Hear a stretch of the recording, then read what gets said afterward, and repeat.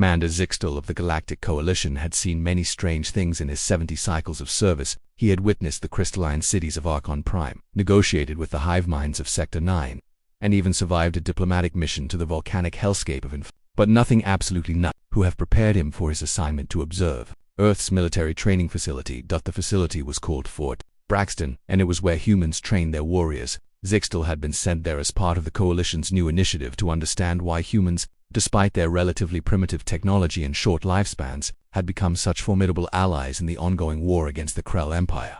On his first day, Zixtel was assigned to guide Lisa, a communications officer with bright eyes and an unsettling smile, and a massive human named Vin Diesel, whose actual rank Zixtel never quite understood but whom everyone seemed to respect immensely.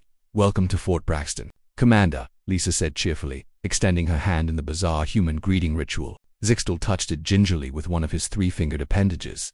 Vin Diesel simply nodded.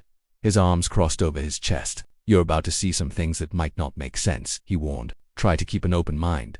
The first thing Zixtel witnessed was what humans called morning PT physical training. He watched in horror as hundreds of humans voluntarily tortured themselves by running long distances, lifting heavy objects repeatedly, and throwing their bodies onto the ground in synchronized motions they called push-ups. "Why?" Zixtel asked Lisa, his translator struggling to convey his distress. "Why do they damage themselves this way?" Lisa laughed, a sound that Zixtel had learned indicated amusement rather than aggression. "They're building strength and endurance. Pain is just weakness leaving the body."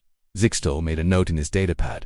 Humans have a disturbing relationship with self-inflicted suffering, possible masochistic tendencies. The strangeness only escalated. In the afternoon, Vin Diesel took him to observe combat training. Zixtel expected to see weapons, practice, tactical simulations, the sorts of things that made sense for warriors. Instead, he watched 2 humans rolling around on padded mats, attempting to strangle each other with their own limbs.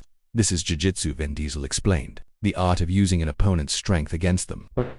"But they're friends," Zixtel protested, watching the 2 combatants laugh and shake hands after one successfully choked the other unconscious. "Why would friends attack each other?" "So they know how to survive when enemies attack them," Vin Diesel said simply, as if this made perfect sense. "Humans regularly assault their allies to prepare for enemy assaults," Zixtel wrote. "Social bonding through violence appears normal."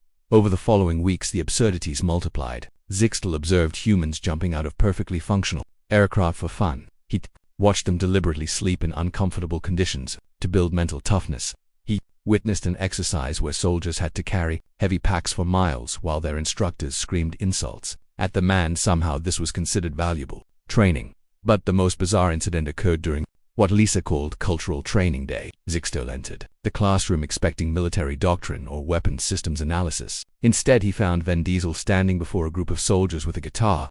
"Today," Vin Diesel announced, "we're learning about maintaining morale in extended deployments. Music is crucial."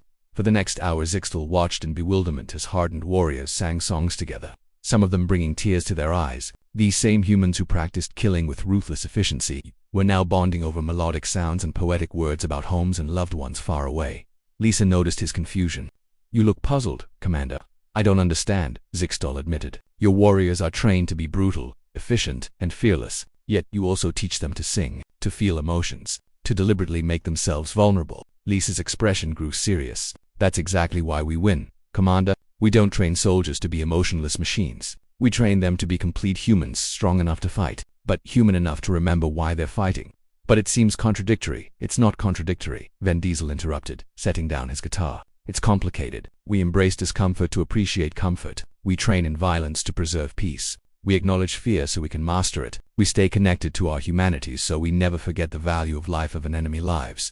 Zixtel's mind reeled. In Galactic Coalition forces, soldiers were conditioned to suppress emotions, to follow orders without question, to view combat as mere calculation. The humans did the opposite. They amplified emotions, encouraged independent thinking, and treated warfare as something deeply personal and moral.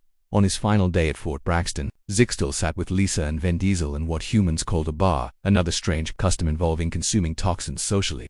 "So, Commander," Lisa asked, sipping her beverage, "what will you report to the Coalition?" Zixtel looked at his datapad, filled with observations that his superiors would likely dismiss as impossible or insane. Humans who became stronger through pain, warriors who bonded through combat, soldiers who maintained their humanity in the midst of inhumanity.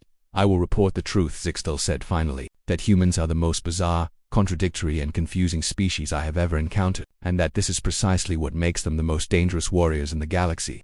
Vin Diesel raised his glass. I'll drink to that. Lisa laughed. High praise from an alien commander as Zixtel prepared to leave Earth. He understood something profound. The other species in the galaxy had evolved beyond certain primitive traits: pain tolerance, emotional volatility, reckless courage. They considered this progress, but humans had weaponized those very traits. They had turned their chaos into strategy, their emotions into strength, their madness into method, and that Zixtel realized with a mixture of admiration and terror was why humanity would never lose a war.